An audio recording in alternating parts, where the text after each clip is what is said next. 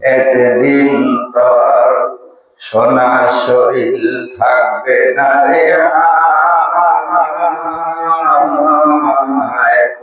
মাটি দেহ মাটির মাঝে মিশবে গোলায়।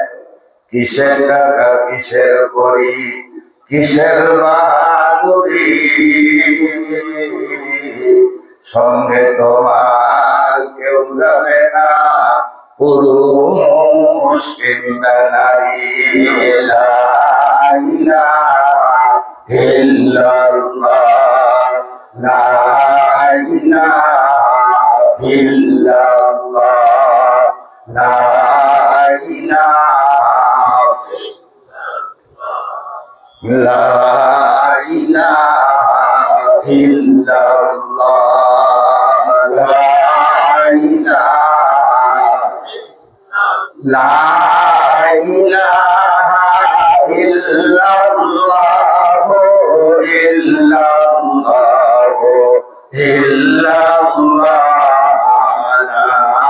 লা ইলাহা ইল্লাল্লাহ, লা ইলাহা ইল্লাল্লাহ, লা ইলাহা, লা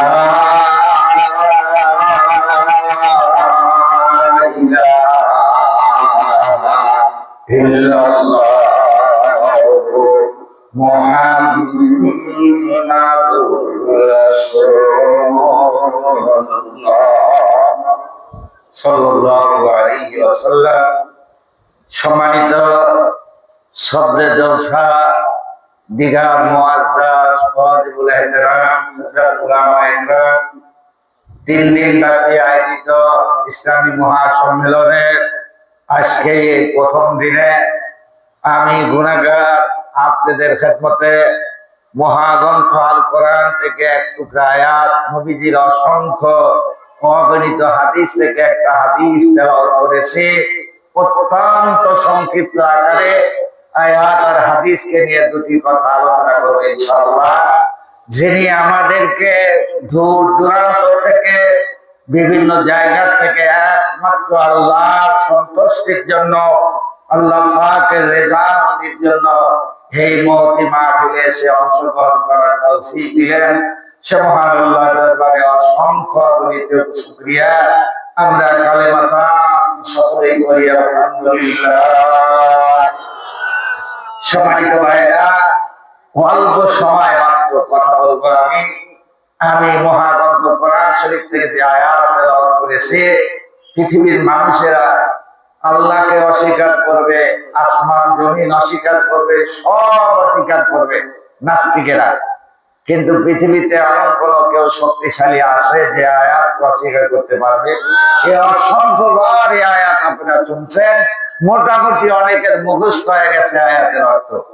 যাদের জীবন আছে, যাদের জান আছে, যারা মানুষ, আর এক কথায় যাদের জান আছে, সকলেই একদিন মৃত্যুবরণ করতে হবে। আর মানুষ যারা, তাদেরকে কবরে যাওয়া লাগবে। এই জন্য নাস্তিকেরা, বাম দাম যারা আছে, এরা কি কোনদিন এই আয়াত অস্বীকার করতে পারবে? আল্লাহকে মানলো না, পরকালকে অস্বীকার করলো, কবরকে অস্বীকার করলো, কিন্তু এই আয়াত থেকে কেউ আইনামা তাকুনু ইদরিকুমুল মাউত ওয়ালাউ কুনতুম ফি বুরুজিন মুশাইয়াদা। মৃত্যুর হাত থেকে পালানোর জন্য যদি কেউ সিঁড়ি লাগায়া একদম আসমানে চলে যায়, সেখানেও কি তারে মৃত্যু ধরতে পারবে? সেখানেও কি মৃত্যু তারে ধরবে? আল্লাহর বান্দারা যেখানেই যায়, যত দূর যায়, এই জায়গায় যায়, সেখানে গিয়েও তারে মৃত্যু আজরাইল তাকে ধরে ফেলবে।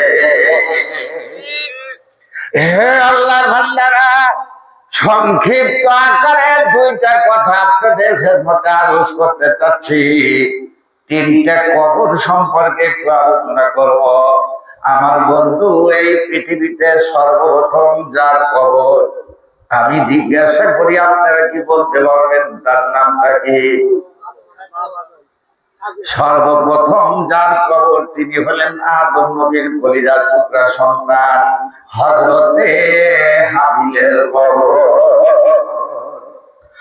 2 নাম্বার, নূহ আলাইহিস সালামের পেলাবন আর বন্যার পর গোটা পৃথিবীটা তছনছ হয়ে গিয়েছিল। তারপরে যখন পৃথিবীকে আবাদ করা হলো, সর্বপ্রথম যার কবর হয়েছিল তিনি হইলেন হযরত নূহ আলাইহিস সালামের ছেলে শামের কবর।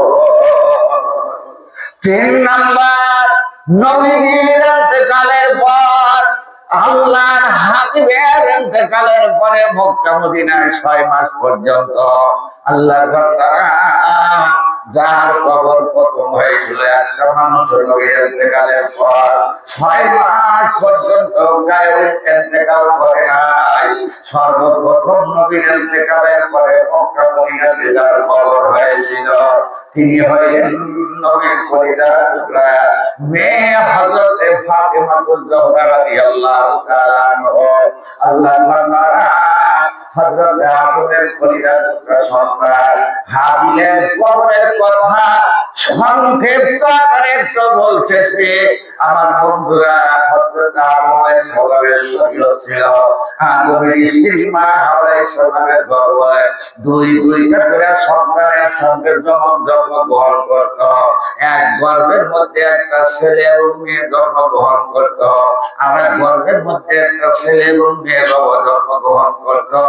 এইরকম করিয়া হযরতে আদম নবীর স্ত্রী 120 বার গর্ভধারণ করেছে, কিন্তু ছেলে সন্তান আর মেয়ে হয়েছিল 217 একদম সর্বশেষ গর্ভে যে সন্তান হযরতে ঈসা আলাইহিস সালাম, উনি একাই জন্মগ্রহণ করেছেন, ওনার গর্ভে কোনো মেয়ে জন্মগ্রহণ করে নাই। আদম নবীর হযরতে মা হাওয়া যেই গর্ভে হযরতে আদমের স্ত্রী হাওয়া প্রথম গর্ভে যেই সন্তান ছিল, একজন ছিল কাবিল আর একটা মেয়ে, আর এক গর্ভে যেই ছেলে কাবিল ছিল একটা মেয়ে ছিল। তো হাবিলের সাথে যেই মেয়েটা ছিল এটা একটা সুন্দরী একটু কম ছিল, আর কাবিলের সাথে মায়ের গর্ভে যে মেয়েটা ছিল এটা সুন্দরীর দিকটা একটু বেশি ছিল। সংক্ষিপ্ত কথা, আদমের শরীয়ত ছিল আগের গর্ভের ছেলের সাথে পরের গর্ভের মেয়ে বিয়ে, পরের গর্ভের মেয়ের সাথে আগের গর্ভের ছেলের বিয়ে হবে। তো হাবিলের সঙ্গে যে মেয়েটা একটু সুন্দরী কম, এটারে দিয়েছে কাবিল লগে বিয়া, আর কাবিলের সাথে যেটা এটা সুন্দরী বেশি, আকলি না সম্ভবত না, এটারে দিয়েছে হাবিলের সাথে বিয়া। হযরত আদম নবী গেছে হজ করার জন্য। এখন প্রশ্ন আসতে পারে, কাবা বানাইছে তো ইব্রাহিম নবী, আদম কই হজ করতে গেল না? কাবা বানাইছে ফেরেশতারা, তারপরে নূহ আলাইহিস সালামের পেলাবনে ভেঙে গেছে, অনেক পরে ইব্রাহিম নবী সংস্কার করেছে, ওনার পরেও কাবা আরো 10 বার সংস্কার করা হয়েছে। যাকে আদম নবী হজ করতে গেছে, আগে তো পায়ে হাইটা, তো তারপরে শয়তান একটা বুড়া মানুষের সুরাত বেড়ে কাবিলের কাছে গিয়ে পরামর্শ দাও, কাবিল তোমার বাপ কামটা ভালো করে না, কি করছে? কয়েক তোমার সঙ্গে যে মেয়েটা ছিল এটা সুন্দরী বেশি, এটারে দিল হাবিলের সঙ্গে দিয়া, আর হাবিলের সঙ্গে যে মেয়েটা তোমার মায়ের গর্ভে ছিল এটা দেখতে একটু অসুন্দর, এটারে দিল তোমার সঙ্গে দিয়া, এটা তো বেইনসাফি করছি, ইনসাফ হয় না। এক কাম করো, বলে কি করব? একটা বড় পাথর দেখায়, বলতেছে এই পাথরটা হাতে নাও, এইটাও যে হাবিল যে পাহাড়ের সঙ্গে হালান দিয়ে বসে আছে ওইখানে গিয়ে তার মাথার মধ্যে ছেড়ে দাও, তাহলে তুমি বিশাল হয়ে যাইবা। কাবিল পাথরটা নিয়ে হাবিলের মাথায় ছেড়ে দিছে, মাথা ফেটে রক্তগুলো বের হইতেছে। কাবিল কি করবে? এটা কি রক্ত যে তাও জানে না, এই যে মাথা যে ফাইটে গেছে, ডাকতেছে হাবিল যে ভাই কথা কয়া, ভাই যে মারা গেছে তাও বোঝে নাই। প্রথম মৃত্যু হলো এই হাবিলের। তো এরকম নিজের ভাইয়ের রক্তগুলো সারা শরীরে বাইখা ডেকে কি করবে? অনেকদিন পর্যন্ত এই মৃত্যু ভাইয়ের লাশটা নিয়ে 6 মাস পর্যন্ত পুরা জেরুজালেম শহরটা ঘুরে, তারপরে ক্লান্ত হয়ে যখন লাশটা এক জায়গায় নামাইছে, আল্লাহ তাআলা কোরআন শরীফের কথা এক বলতেছি না, দুইটা কাক ফেরেশতারে কাকের সুরাজ বানাইছে, একটা কাক আরেকটারে ঠোকরায় মারছে, পাও দিয়া গর্ত গিরা মৃত্যুটারে গর্তের মধ্যে দিয়ে কিছু জামা জঙ্গল দিয়ে মাটি দিয়ে ডাকলো। কাবিলে বুঝলো যে আমার ভাইয়ের এই অবস্থা হয়েছে, তো আমি আমার ভাইকে পৃথিবীর একদম সবচেয়ে উঁচা পাহাড় সিরিয়া জাবালে আসওয়াদ নামক পাহাড়ের একদম সর্বোচ্চ উঁচা পাহাড় পৃথিবীতে নাই, এই সিরিয়া জাবালে আসওয়াদের মধ্যে হাবিলের কবর দিয়ে দিছে। দীর্ঘ ৪৬ হাত লম্বা হাবিলের কবর। এই কথা সংক্ষিপ্ত বললাম। যেই কথা এই যে নূহ আলাইহিস সালামের বন্যার পরে যে সর্বপ্রথম কবর হইল নূহ আলাইহিস সালামের কলিজার টুকরার সন্তান শামের কবর। এই শামের কবরটা যেই সময়ের ঘটনা বলবো, আল্লাহর বান্দারা ৪৫০০ বছর আগে কবরটা দিছে। এই যে বর্তমান ইসরায়েল, আমার বন্ধুরা জেরুজালেম, আল্লাহর বান্দারা ওই যে ফিলিস্তিনের উপরে জেরুজালেমের কাফেররা আক্রমণ করতেছে, এই জেরুজালেম শহরের মধ্যে আল্লাহর পয়গম্বর হযরত ঈসা আলাইহিস সালামকে জেরুজালেমের কাফেররা ডাক দিয়ে কয়, আল্লাহর পয়গম্বর ঈসা, নবী ঈসাকে আল্লাহ পাক কতগুলো মুজিজা দান করছিলেন। উনি যখন বগলের নিচে হাত দিতেন, আল্লাহর পয়গম্বরের হাতটা লাইটের মতো কাজ করতো। মৃত মাটি দিয়া তৈরি করা কোন পাখির মধ্যে যখন ফুটকার দিতেন, পাখিটা জিন্দা হয়ে উড়াল দিত। সবচেয়ে গুরুত্বপূর্ণ যেই মুজিজা আল্লাহ পাক দান করছিলেন, উনি যখন কোন মরা কবরের কাছে দাঁড়ায় বলতেন কুম বিইজনিল্লাহ, সঙ্গে সঙ্গে কবরের লাশটা জিন্দা হয়ে হযরত ঈসা আলাইহিস সালামের সঙ্গে কথোপকথন করতেন, কথা বলতেন। আমার বন্ধুরা জেরুজালেমের কাফেররা ঈসা নবীকে ডাক দেয়া বলে, আল্লাহর পয়গম্বর, আপনি তো মৃত মানুষকে জিন্দা করতে পারেন, আপনি তো নতুন কবরের মানুষকে জিন্দা করতে পারেন, ১৫০-২০০ বছরের পুরানা কবরের মানুষকে জিন্দা করতে পারেন। আজকে আপনাকে আমরা এমন একটা কবরের কাছে নিয়ে যাবো, আল্লাহর পয়গম্বর, আপনি যদি এই কবরের লাশটা জিন্দা করে আমাদেরকে দেখাইতে পারেন, কথা বলতে পারেন, আমরা জেরুজালেমবাসীরা আপনার কাছে কালেমা পড়ে মুসলমান হয়ে যাব। আপনি যদি এটাকে না করতে পারেন, তরবারিতে আপনার কল্লাটা কেটে ফেলবো। আল্লাহর পয়গম্বরকে ওই নূহ আলাইহিস সালামের ছেলে ৪৫০০ বছর আগে ইন্তেকাল করেছে।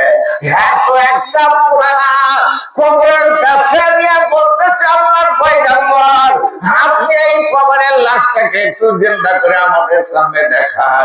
নবী ঈসা আলাইহিস সালাম ওই কবরের কাছে দাঁড়ায় বলতেছেন, ইয়া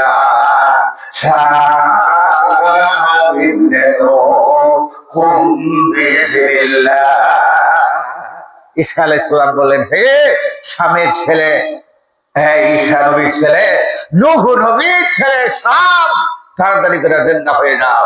শাম জিন্দা হয় না, একবার, দুইবার, তিনবার।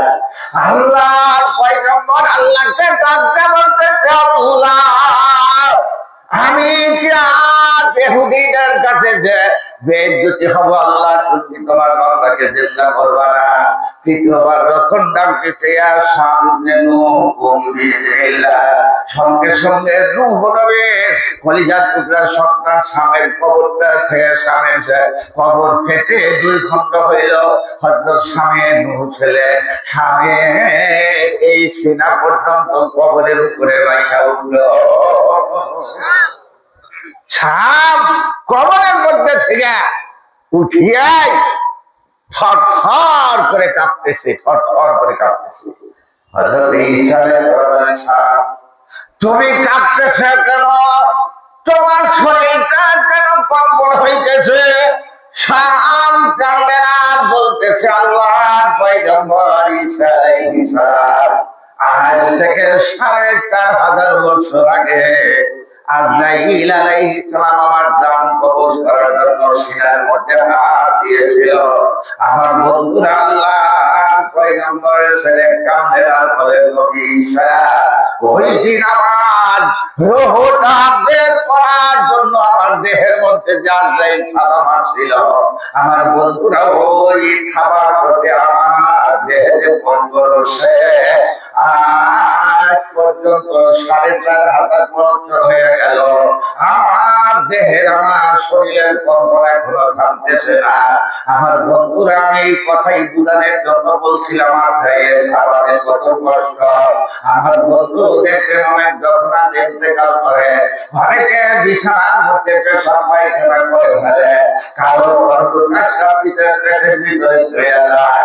আমার বন্ধুরা, আজরাইল আপনার আমার নবীর জান কবর করার জন্য সংক্ষিপ্ত কথা যখন সিনার মধ্যে হাত রাখছে, আল্লাহ নবী কাঁদতে বলতেছে, ভাই আজরাইল একটু অপেক্ষা করো, তুমি যেই কষ্ট দিয়ে আমার জান কবজ করতেছ এই পরিমাণ কষ্ট দিয়ে যদি আমার আখিরি জামানার উম্মতের প্রাণ কবজ করে আজরাইল, আমার আখিরি জামানার উম্মতেদের সব ইমান হয়ে মারা যাবে।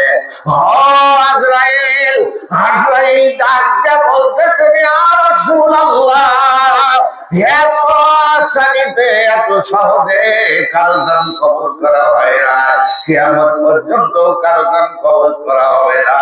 আল্লাহ নবী ডাকতে বলতেছে, কিয়ামত পর্যন্ত আমার উম্মতের নাম কবজের যত কষ্ট, তাড়াতাড়ি আমি নবীর সিনা থেকে দিয়া দাও। আমার ভাইরা, মৃত্যুবরণ করা আমরা মনে করি শহর, এই যে বলছিলাম কুল্লু নাফসিন যায়কাতুল মাউত। আমার বন্ধুরা, হযরত নূহ আলাইহিস সালামের ছেলে কান্দেন বলতেছেন, আজ থেকে ৪,৫০০ বছর আগে আজরাইলে আমার দেহের মধ্যে হাত ঢুকাইছিল। ও বন্ধু, আপনার আমার পীর ও মুর্শিদ আল্লামা রসুল করিম বলতেন, বাবা আজরাইল দুইটা হাত দাতা ফলের মতো ব্যবহার করবে, আর ৩৬০টা জোড়া বা কটমট কটমট করিয়া ভাঙিয়া। আমার বন্ধু, মানুষ যেমন ভেজা কাপড় শিপে যেমন নিংড়া, এরকম দুই দিক দিয়া দুইটা হাত দিয়া মাথার তালু থেকে পায়ের তালু পর্যন্ত বন্ধ, মোটা দেহটা এরকম নিংড়াইয়া নিংড়াইয়া শিখিয়া শিখিয়া আল্লাহর বান্দারা ওই যে ডান যেই দিন কবজ করবে আল্লাহর বান্দারা, ওই নবী আমার সাহেব বলতেন, বাবা মানুষ যেমন ভেজা বাঁশ আগুনে দিলে যেমন টাস টাস করে ওঠে, ওই রকম ৩৬০টা জোড়া টাস টাস টাস টাস করিয়া ছুটতে থাকবে আল্লাহর বান্দারা। এই মৃত্যু নামক এই পরিস্থিতি কি আপনার আমার জীবনে অতীত হইয়া গেছে না সামনে আছে? আল্লাহর বান্দারা, এই মৃত্যুর জন্য আমরা কি আমল করছি? ১ নাম্বার বললো, তুমি কাঁপতেছো কোন পয়সা আজরাইলকে থাবা দিছিল, ওই দিন থেকে যে কম্পন ছিল ৪,৫০০ বছরের মধ্যে আমার কম্পন এখনো থামে নাই। ঈসা নবী তাকায় দেখলেন সামের চুলদারি গুলো পাইকা সাদা হয়ে গেছে। জিজ্ঞাসা করলেন, আর ইব্রাহিম নবীর আগে তো কারো চুলদারি পাকে নাই, তোমার চুলদারি কেন পাকলো? শাম কান্দার বলতেছে, আল্লাহর পয়গম্বর ঈসা আলাইহিস সালাম, আপনি যখন আমাকে একবার শাম কয়ে ডাক দিছেন, আরো একবার দিছেন, তৃতীয়বার যখন শাম কয়ে ডাক দিছেন, আমি মনে করেছি আল্লাহ পাক কিয়ামত কায়েম করে দিছে। কিয়ামতের এই ভয়াবহ অবস্থার কথা জানার পরে আমি চিন্তা করছি, আমার জিন্দেগিতে কোনো আমল নাই, কোনো নেক কাজ নাই, আমি বেঈমান কাফের ছিলাম, ইমানদার না ছিলাম না, ঈমান বহন করি নাই। এই ভয়ে আমার চুলদারি গুলো পেকে সাদা হয়ে গেছে। হাসরের ময়দানে, কিয়ামতের ময়দানে আল্লাহর কাছে কি জবাব দিব? আল্লাহর বান্দারা, এটা যদি হয় তাদের অবস্থা, আমাদের যে মৃত্যুবরণ করা লাগবে, মরা লাগবে, আমরা এটা মনেই করি না। আমাদের কিয়ামত কিন্তু সামনে আছে। আল্লাহর বান্দারা, আল্লাহ আপনাকে আমাকে আজরাইলের হাতে ধরা পড়া লাগবে। আপনার আমার পীর ও মুর্শিদ আল্লামা রসুল করিম কি আদেশে আছে? ইন্তেকাল করছেন, কবরে ঘুমাইতেছে আল্লাহ বান্দারা। আল্লাহ রসুল যে কত বড় নিয়ামত ছিল, হে বন্ধু, কেমনে বুঝাবো, কেমনে বলবো? এরকম নিয়ামত কি আর আমরা আমাদের জীবনে পাবো কিনা জানি না। আমার বিশ্বাস হয় না এই নিয়ামত আমরা হারাইছি রে বাবা। এই নিয়ামত পাবো কিনা।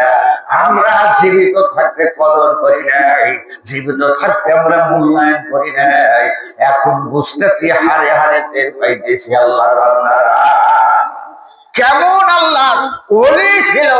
আমার ভাইরা, আমি আমার বাস্তব জীবনের একটা কথা বলি, অনেকবার দেখছি, মোবাইল তো সেই দেখছি। হযরতের সহবতে 35 বছর কিন্তু কিছুই হইতে পারি না, নিজের জিন্দেগিতে কোনো কিছু আমল করতে পারি নাই। আমার বন্ধুরা, মাঝে মধ্যেই দেখতাম হযরত মোবাইল করতেন, মোবাইল, কিন্তু মোবাইল নাই। আল্লাহকে জানি কথা কয়। একটা কথা কই,